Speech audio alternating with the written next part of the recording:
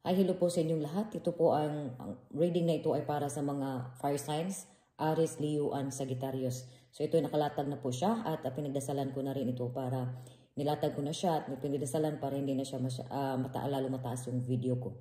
At nandito basahan ko ngayon ulit ang fire sign, Aries, Leo, and Sagittarius. We're dealing with fire signs. So paalala lang po na maaaring iba sa inyo magka-resonate, maaari din ang iba sa inyo ay hindi. So i-pick nyo na lang kung saan kayo mas naka-resonate, my dear.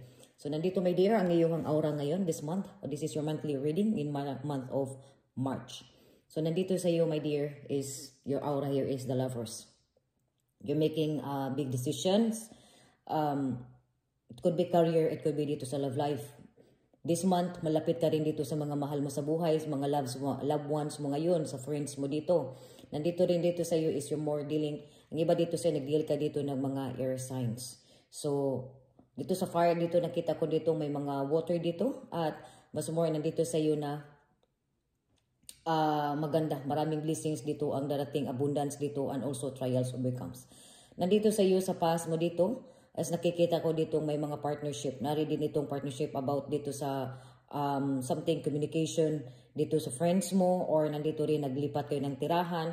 Mari ditong may mga abundance. Kumbaga nandito sa iyo financially, sa mga nakaraan, financially stable ka or nakita ko itong may mother figure dito na tumutulong or something dito. Something mother figure meaning to say na sa mga nakaraan mo dito about dito sa yung finances, maganda ang finances mo dito, may mga tumutulong o may mga kaibigan ka dito. Nandito rin sa past love life mo dito, maaari dito may bigla kayo nakilala or na-meet dito, something dito, partnership, waiting. Nandito rin, maaari dito nag-travel ka dito in the sea. So nandito is this water, nakita ko itong may mga hinintay ka maaari itong pera or something dito may hinintay ka itong kaibigan or sa love life mo dito, something dito kaibigan, love life na ito ng kaibigan na to ay magdidip in ito yung relationship ninyo, magdidip in ito yung pagsasamahan o pagkakaibigan ninyo. Nandito rin maaari itong kaibigan mo dati na ito naman at maaari din ito na mayroong love dito, mayroong love, mayroong hit, so mayroong pagmamahalan nandito sa past mo. About naman dito sa present mo ngayon is nandito magandang balita. Mabilisan lang to, nakita ko mabilisang oportunidad. Mari dito mabilisang blessings in disguise din dito sa iyo. Sa marami kang choices, maraming opportunities, a wish come true ka dito. About sa finances, it could be a blessing in disguise sa finances. Maaari din itong sa trabaho mo dito. A good opportunities dito sa trabaho mo or maaari dito may mga career because nakita ko dito opportunities sa trabaho mo dito. So, grab these opportunities. Maaari din itong dito sa iyo sa love life mo dito, na sa past mo dito. May hinintay, may darating, may hinintay ka dito sa love life mo dito. So, nandito din sa mga couples dito, mas more on ito yung more intimate kayo ngayon sa present mo ngayon dito sa love life mo ngayon. There's something intimacy, intimate, love, kumbaga. Nandito din iba sa inyo, ang iba naman is dinaan, kumbaga, may naliligaw o something dito, may nag-offer dito sa iyo or kumbaga nandito naman sa mga single, marami nagkakagusto dito sa iyo. Ito naman ay may nakagusto dito sa iyo na umaari itong talagang nag-offer ito sa iyo na dinidma mo ito or pinag-isipan mo pa ito. Something dito sa iyo sa love life mo pero nakita ko itong marami ang nagkakagusto dito sa iyo about sa love life. Sa negosyo, maganda rin ang takbo na yung negosyo dito. Maaari din itong may mga choices ka dito sa business mo or additional business mo dito, investment mo dito, my dear. Nandito rin sa iyo sa mangyari mo dito sa future. Nakita ko dito na there's a world here and also the wheel of fortune and the magic is really ang laki ng mga baraha mo dito. Major arcana ditong lumalabas at ang iyong aura dito. Nakita ko ditong swerte ka sa buwan na ito. Communications. Nandito travel abroad or working abroad. Something dito na sa abroad, something dito na sa ibang bansa, something dito far away, malayo sa lugar mo dito kung saan ka man, na ito naman ay mag-communicate kayo or maaari ito nag-message kayo sa isa't isa, na ito naman ay narito ito na sa magic here.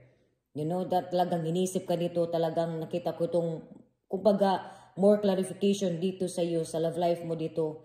Nakita ko itong marito na, itong tao na to nag-offer ito sa iyo, may mga something love here, emotions mo dito, trials overcome, kumbaga swerte. Something dito, may mga abroad Something dito. Mari talagang mari nitong nato ay tagal mo na itong hinintay kasi naghintay dito. Nabiglaan na lang ito na talaga, na darating talaga kung mag-meet kayo dito. Nakita ko itong about dito sa mga, sa career mo dito, sa magtrabaho dito, nag-apply ng abroad. Na dito naman is dito may mga opportunity dito. Bali kung may balak ka, mag-apply ka at nakita ko dito na yung sinasabi dito na ito ay matutupad dito or may magandang oportunidad dito sa iyo. At nakita ko rin dito sa advices mo dito is the last dito sa iyo is the Queen of Pentacles na dito yung imaganang kailangan mo dito yung magandang i-manage dito yung finances mo dito. Dito sa finances mo dito, maaaring dito may mga tumutulong dito sa iyo na kaibigan mo. Kaya dito, stay connected sa past mo dito, stay connected ka dito sa mga past friends mo dito, sa mga old friends mo dito kasi ito yung makakatulong dito sa iyo. Dito din sa iyo, mas maaari din ito na ikaw, kung meron ka ngayong something dito sa love life is close ka dito sa family niya. Nakita marito na nagustuhan ka dito sa nanay niya o ikaw ang nanay.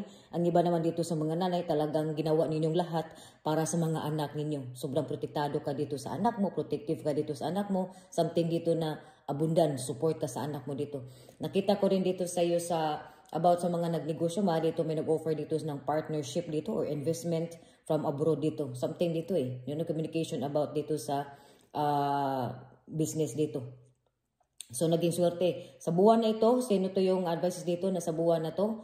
Kung sino yung sa negosyo, maganda ang buwan na ito sa iyo. Swerte ka sa buwan na ito about dito, opinion dito sa iyong negosyo. May makakatulong dito sa iyo.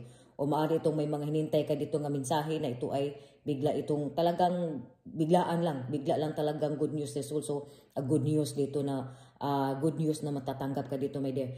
Good news, blessing in disguise, trials overcome ka dito, my dear. And also dito, maaari itong you're dealing with dito sa mga air signs, my dear. Fire signs, maaari itong nakita ko dito sa iyo na more supportive dito, mas close mo dito ang air signs dito. Nakita ko dito about sa iyong finances, mas more dito sa iyo ang finances mo dito ay ang nakita ko rin dito is ang water signs. Ito yung dito sa iyo.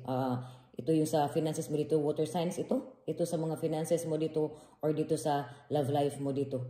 Pero nandito rin sa iyo, mas compatible dito sa iyo ang nakita ko rin dito sa iyo, mas Aries, Leo and Sagittarius, mas ka dito sa buwan na to about dito sa mga fire sign. Sa fire signs, mas ka dito ngayon sa mga air signs. Sa health mo naman, maayos ang health mo ngayon.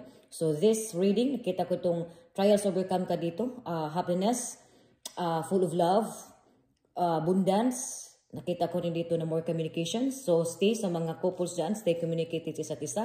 May mga nag-hit up ito yung mga nyo dito, pagmamahalan. There's a lovers because the lovers is a happiness dito. Something dito na intimate dito. Mas more communicate pa kayo sa isa't isa, my dear. Sa mga nagtrabaho, this is your chance. May magandang opportunity dito, choices.